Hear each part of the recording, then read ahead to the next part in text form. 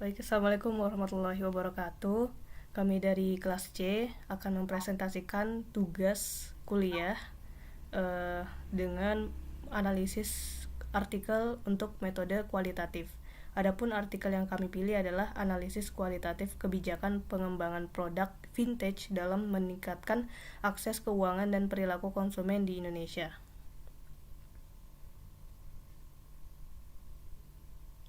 Adapun anggota kelompok kami yaitu ada Bagus Hari, ada Stefani Adeline, ada Elsya Iswana, dan ada Alivia Nazwa.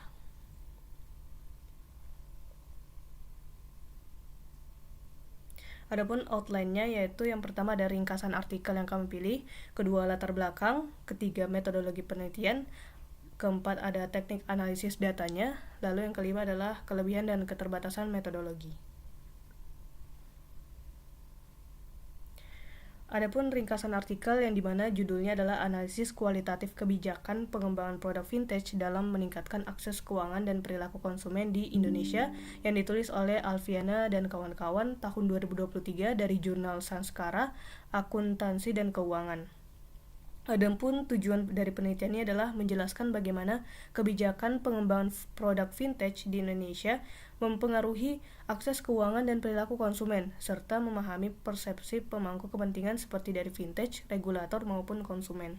Adapun metode dalam artikel ini adalah menggunakan pendekatan kualitatif melalui wawancara dan analisis dokumen dengan partisipan dan dari perusahaan vintage, OJK, dan pengguna vintage itu sendiri.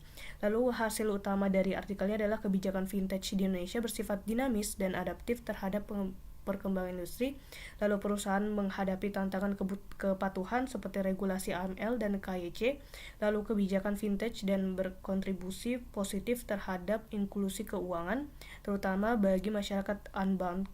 Lalu regulasi yang baik turut membentuk perilaku konsumen menjadi lebih percaya dan bertanggung jawab. Dari kesimpulan ini adalah diperlukan kebijakan adaptif dan edukasi konsumen agar inovasi dari vintage ini tetap tumbuh seimbang dengan perlindungan konsumennya.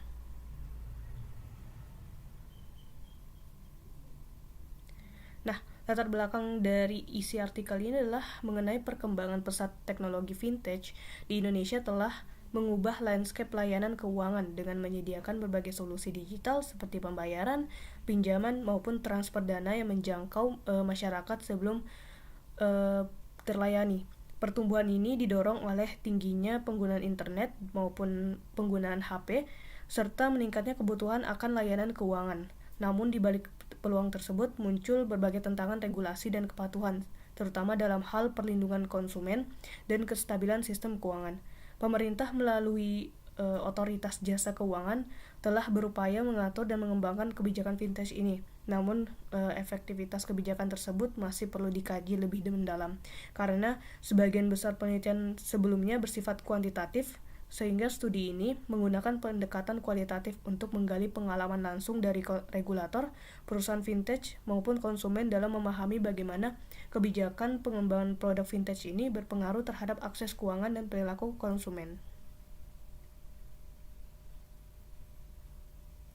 Adapun jenis pendekatan penelitian di sini adalah menggunakan penelitian kualitatif yang dimana karakteristiknya yaitu berfokus pada pemahaman makna dan pengalaman sosial tertentu, lalu menggunakan data naratif seperti wawancara maupun dokumen, lalu prosesnya bersifat induktif di mana dari data lapangan membentuk pemahaman atau teori. Lalu alasan pemilihan pendekatan yaitu topik penelitian ini menyangkut persepsi, pengalaman, dan kebijakan yang tidak bisa dijelaskan hanya dengan angka. Penelitian ini menggali pendapat dan pengalaman langsung dari perilaku industri maupun konsumen vintage. Lalu tujuan pendekatannya yaitu menjelaskan makna di balik kebijakan dan perilaku konsumen, lalu menyajikan interpretasi sosial dari fenomena vintage di Indonesia. Berikut merupakan metodologi penelitiannya. Yang pertama ada filosofi penelitian, di mana penelitian ini berlandaskan pada paradigma konstruktivisme yang memandang bahwa realitas dibentuk oleh pengalaman dan interpretasi para partisipan. Artinya, makna dari kebijakan vintage ini dipahami melalui cara para pelaku industri, regulator, dan konsumen memaknai kebijakan tersebut. Kemudian selanjutnya ada strategi penelitian, di mana strategi yang digunakan merupakan studi kasus tunggal dengan kasusnya merupakan ekosistem fintech di Indonesia. Pendekatan ini untuk menggali secara mendalam hubungan antara kebijakan implementasi dan dampaknya dalam konteks yang nyata. Selanjutnya ada metode pengumpulan data di mana ada dua, yaitu wawancara mendalam semi terstruktur dan analisis dokumen. Wawancara mendalam semi terstruktur sendiri terdiri dari 3 kelompok partisipan, yaitu yang pertama perusahaan fintech yang terdiri atas eksekutif dan pendirinya, kemudian yang kedua regulator seperti OJK, dan yang terakhir konsumen pengguna layanan fintech sendiri. Kemudian analisis dokumen ini yaitu menelaah terhadap kebijakan, peraturan, pengalaman dan persepsi terhadap kebijakan serta dampaknya. Kemudian dari kebijakan, peraturan, laporan, dan publikasi industri yang relevan tersebut untuk melengkapi hasil wawancaranya. Selanjutnya, next. Selanjutnya, teknik pengambilan sampel, yaitu pengambilan sampel sendiri, peneliti menggunakan purposive sampling, di mana memilih partisipan yang relevan dengan tujuan penelitian dan jumlah sampel ditentukan dengan prinsip kejenuhan data. Artinya wawancara itu dihentikan jika sudah tidak ada tema baru yang muncul. Dan yang terakhir, prosedur pengumpulan data, di mana sebelum wawancara setiap partisipan diberi penjelasan dan persetujuan atau yang biasa disebut dengan informed consent, dan wawancara dilakukan baik secara langsung maupun daring dan direkam dengan izin partisipan untuk memastikan keakuratan data.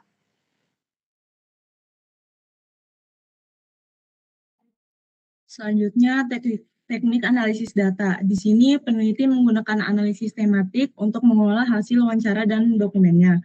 Kemudian dari setiap hasil wawancara itu dibaca, dikode, dan dikelompokkan ke dalam tema-tema utama yang muncul. Kemudian didapatkan tema yang ditentukan antara lain 1. Perkembangan kebijakan fintech, 2. Tantangan kepatuhan perusahaan, 3. Dampak kebijakan terhadap akses keuangan, dan yang terakhir keempat yaitu pengaruh kebijakan terhadap perilaku konsumen. Nah, hasil analisis ini dibandingkan dengan dokumen kebijakan dan literatur pendukung untuk memperkuat temuan. Lalu tujuan analisis ini adalah untuk memahami hubungan antara kebijakan, akses keuangan, dan perilaku konsumen secara mendalam. Dalam buku analisis tematik pada penelitian kualitatif yang ditulis oleh Najmah dan kawan-kawan pada tahun 2023 juga dijelaskan lebih detail terkait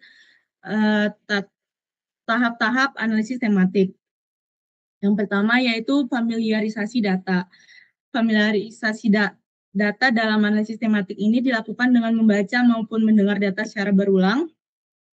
Kemudian familiarisasi data ini dilakukan dengan tujuan untuk memberikan pemahaman secara mendalam terkait suatu penelitian kualitatif dengan membuat catatan khusus saat melakukan familiarisasi. Yang kedua yaitu pembentukan kode awal. Setelah memahami hasil penelitian, baik berupa rekaman maupun yang telah dituangkan ke dalam transkrip wawancara, tahapan selanjutnya adalah membentuk kode atau coding. Tahapan ini dilakukan untuk menentukan tema-tema awal atau utama dari hasil penelitian dengan menandai teks yang penting dari hasil penelitian untuk menunjukkan pola dan mengidentifikasi bagian data atau segmen data. Kemudian tahapan yang ketiga yaitu konstruksi tema-tema. Tema atau pola yang ditemukan pada data dalam analisis tematik diperlukan suatu konstruksi yang melibatkan peran aktif dari peneliti. Tahap ini dilakukan setelah kode awal tersusun dan telah dianalisis secara menyeluruh dalam data penelitian. Di tahap ini pula dilakukan analisis tema yang lebih luas dengan melibatkan pemilihan kode untuk masuk ke dalam tema yang memiliki kekuatan atau tema yang potensial. Di tahap ini, akhirnya peneliti telah mengonstruksi tema dan berbagai subtema sekaligus melakukan seleksi data yang relevan dan dikodekan. Selanjutnya, tahapan yang keempat, pemeriksaan tema kembali. Setelah 3 tahap dilalui, tahap selanjutnya itu melakukan pemeriksaan tema dengan melihat kutipan atau data secara menyeluruh. Selanjutnya, tema yang terbentuk di tahap sebelumnya akan diseleksi atau diatur ulang untuk tetap ada, digabungkan, disempurnakan, dipisahkan, atau bahkan dibuang. Perlu untuk menyatukan tema secara signifikan, gagasan yang baik, kecocokan tema, dan keseluruhan cerita telah ditentukan dalam tahap ini. Tahapan yang kelima, yaitu pendefinisian dan penanaman tema. Penamaan tema. Pada tahap kelima, sebuah analisis lanjut dilakukan untuk menyempurnakan tema yang lebih spesifik. keseluruhan cerita yang dianalisis menghasilkan definisi dan nama untuk setiap tema yang disajikan. Hal ini diperlukan untuk melihat manfaat setiap tema ataupun tema secara keseluruhan dan menentukan sudut pandang yang ditangkap.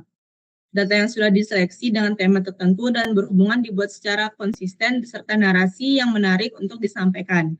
Setelah proses pendefinisian, lalu membentuk nama yang diberikan yang harus singkat, padat, dan memberikan gambaran jelas kepada pembaca. Tahapan yang terakhir yaitu penulisan laporan penelitian kualitatif. Pada akhirnya, tema secara keseluruhan telah dirancang dan dilakukan analisis akhir hingga membentuk suatu laporan. Pelaporan ini dilakukan untuk menceritakan penelitian dengan cara yang lebih mudah untuk dibaca dan meyakinkan.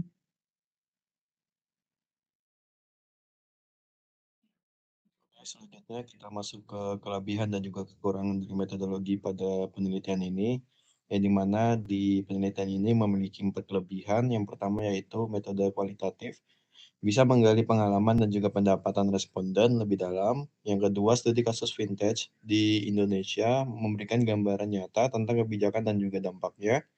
Yang ketiga, wawancara dan juga analisis dokumen membuat hasilnya lebih lengkap dan juga detail. Yang keempat, pendekatan konstruktivisme membantu memahami makna dari sudut pandang partisipan. Terus selanjutnya yaitu kekurangan dari metodologi ini ada 3. Yang pertama ada hasilnya tidak bisa digeneralisasi untuk semua konteks. Yang kedua, data sangat bergantung pada pandangan responden dan penafsiran dari peneliti itu sendiri. Yang ketiga, jumlah partisipan terbatas, jadi pandangannya mungkin belum mewakili semua pihak. Ini merupakan referensi dari jurnal kami, yaitu analisis kualitatif kebijakan pengembangan produk vintage dalam meningkatkan akses keuangan dan perilaku konsumen di Indonesia. Mungkin itu saja presentasi dari kelompok kami. Kurang lebihnya mohon dimaafkan. Wabillahi taufiq wal hidayah. Wassalamualaikum warahmatullahi wabarakatuh.